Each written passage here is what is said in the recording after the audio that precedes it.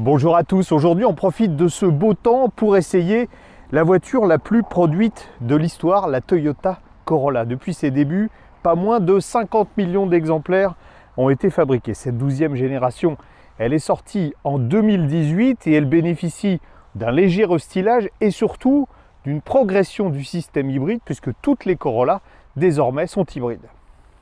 Ce qui explique le succès de la Corolla, c'est sa ligne harmonieuse, elle est plaisante à l'œil, mais elle laisse une petite impression de déjà-vu, c'est bien normal, parce que ce relifting ne change presque rien, si ce n'est les détails de la calandre, les feux avant, et puis des nouvelles jantes. Alors nous, on a une finition haut de gamme avec des roues 18 pouces. Vous savez que c'est pas mon choix préféré. Sinon, il n'y a pas grand-chose qui change, toujours 4,37 m de long, et puis exclusivement des motorisations hybrides, comme je vous l'ai dit précédemment. Le système hybride, c'est toujours le fameux Synergy Drive de Toyota qui est apparu en 1997 avec la première Prius et qui associe un moteur essence, ici 4 cylindres, 1,8 litre à cycle Atkinson, à deux moteurs électriques, un qui sert de générateur et l'autre pour propulser la voiture. Le tout avec la fameuse boîte, alors on va dire à variation continue, pilotée électriquement, qui fait tout l'intérêt du système. Alors ce qui change sur ce restylage, c'est le moteur électrique. En fait, c'est toujours la même technologie, c'est du moteur synchrone à aimant permanent, mais il est plus compact et sa puissance a été augmentée. Il développe désormais 94 chevaux, c'est 23 chevaux de plus. Il est toujours alimenté par une petite batterie lithium-ion de 0,8 kWh qui évidemment doit être plus puissante. La puissance totale justement du système augmente. On est désormais à 140 chevaux au lieu de 122 sur la précédente version. Le coffre reste dans la moyenne de la catégorie, 361 litres. En revanche, la Corolla n'a jamais brillé par l'espace disponible à l'arrière, en particulier pour les jambes, même si c'était mieux que sur la Toyota Auris. On est quand même assez loin des références dans la catégorie. Il faut saluer quand même la progression certaine de la finition sur cette Corolla de 12e génération, plus rien à voir avec les Auris d'avant. On est presque revenu dans les standards européens, en particulier sur cette version dont la finition est la plus haute et qui s'appelle Collection. Et vous allez voir dans le détail, c'est plutôt pas mal. Sur cette version, on a déjà une sellerie sport cuir et alcantara. Et puis la finition du tableau de bord est particulièrement soignée avec en particulier des matériaux souples. On le voit bien là. Une présentation qui est sobre mais moderne. Et vous allez le voir, une nouveauté intéressante en termes d'infodivertissement. La nouveauté, c'est ça, c'est un grand écran de 10,2 pouces sur les finitions hautes avec une définition qui est améliorée et un système de navigation, paraît-il, beaucoup plus efficace. On le testera tout à l'heure.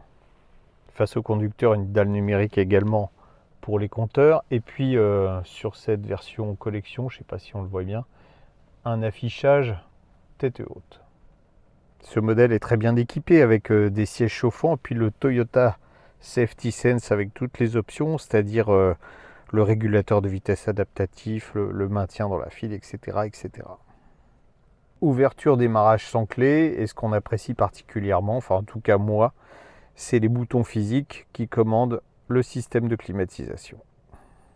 La fameuse boîte Toyota à variation continue à train épicycloïdal avec un sélecteur de mode. Ici on a 3 modes. On a sport, normal, éco. On se servira principalement de normal et éco. Le mode sport étant vraiment anecdotique. On pourrait penser comme l'esthétique qu'il n'y a pas beaucoup de changements au volant de cette Corolla restylée. Bien, c'est pas vrai parce que en fait le surcroît de puissance est nettement sensible. Dans les accélérations, on gagne 1,7 seconde de 0 à 100, c'est pas rien. Et puis surtout, et là c'est beaucoup plus agréable, on a des phases de fonctionnement en électrique qui sont un peu plus longues. On essaiera de le tester de façon plus probante en ville. Le confort est également bon. À un détail près, c'est que notre version est équipée de grandes roues de 18 pouces. Et ces grandes roues de 18 pouces, si elles ne dégradent pas trop le confort quand on est en roulage normal comme en ce moment, dès qu'on arrive sur une chaussée un peu dégradée ou en agglomération sur des pavés, eh bien ça secoue quand même un peu. Le mieux pour mettre en lumière cette relative sécheresse à basse vitesse, c'est encore de tester sur des ralentisseurs. Voilà, là on en a un en plus qui est particulièrement défoncé, voilà. Bon, ça secoue quand même pas mal. Et c'est vrai qu'avec des pneumatiques avec un flanc plus haut et la définition souple de la suspension, ça serait sans doute beaucoup plus confortable. La mécanique est bien plus réactive et c'est très agréable. Et puis le comportement, même s'il n'est pas... Alors j'aime bien le mot incisif, hein, je vais l'utiliser encore. Et très rassurant, c'est même plutôt pas mal. C'est sans doute lié à là pour le coup aux grosses roues. Alors reste la question des accélérations plus fortes et de la montée en régime non proportionnel du moteur thermique. Voilà, je vais faire un test. Vous voyez, bon, c'est moins prononcé que ça l'était autrefois. Ça reste un peu désagréable, mais c'est réellement, on n'en a besoin que pour doubler ou alors si vous êtes sur une route de montagne. C'est le seul moment où ça peut être préjudiciable. Sinon, en conduite coulée normale, on n'est pratiquement jamais gêné par cet emballement, ce que j'appelle l'effet mobilette du moteur à essence. Je suis un peu déçu par le GPS Toyota. Autrefois, il était très mauvais. Là, on nous a fait croire qu'il redevenait meilleur. Bon, on est, vous le voyez, en fait, d'après lui, on n'est pas sur une route. A priori, ça a l'air d'être une route quand même. Donc, bon, on profitera des connexions Apple CarPlay, Android Auto pour passer le GPS de son smartphone dessus. Ça sera sans doute plus efficace. Si le GPS ne fait encore pas de miracle, il y a quelques fonctionnalités intéressantes. Ouvrir la vitre.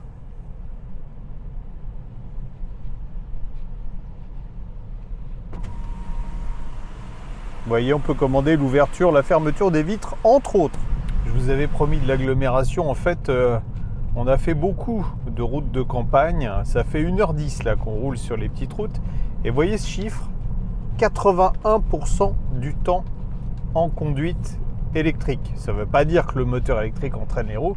Ça veut simplement dire que le moteur thermique est coupé. Et là, on voit très nettement les progrès par rapport à la précédente génération de système hybride Toyota. Le propos, c'était de mesurer le niveau de bruit dans l'habitacle, mais ça ne va pas être très significatif étant donné les conditions météorologiques. On est à une moyenne de 65,5 décibels. Alors autant préciser que c'est quand même bien, mais la pluie est évidemment un handicap. Donc on va considérer que c'est une voiture plutôt silencieuse. J'avais des inquiétudes qui étaient liées à la taille des pneumatiques. Je pensais que ça nous remonterait des bruits de roulement un peu plus importants, mais en fait ça ne semble pas être le cas. On n'a évidemment pas roulé à 130 km/h sur l'autoroute.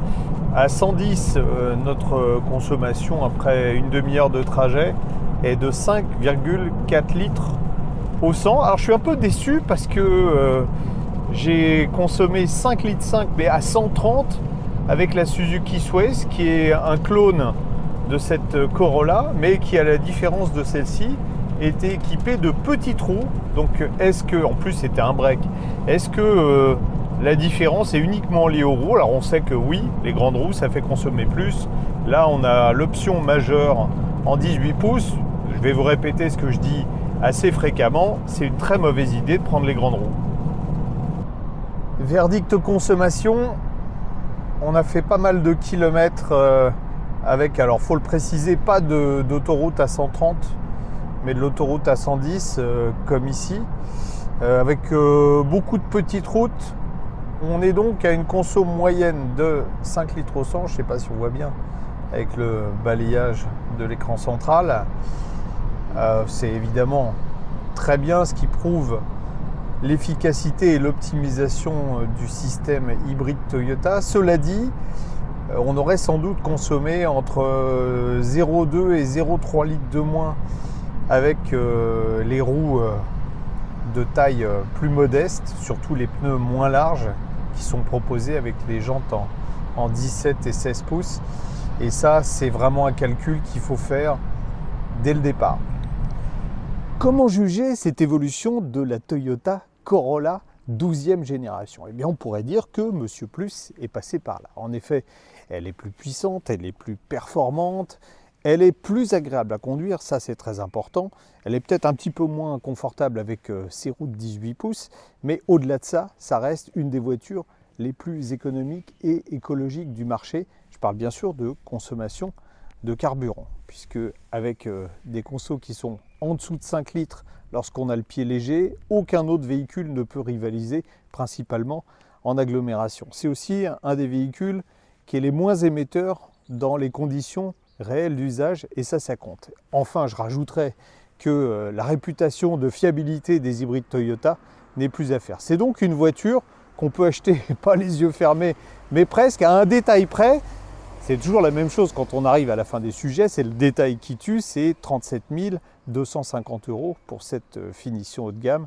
Certes, c'est un peu cher, mais vous pouvez viser un petit peu plus bas. Cette Corolla avec une mécanique encore mieux qu'avant démarre aux alentours de 31 000 €.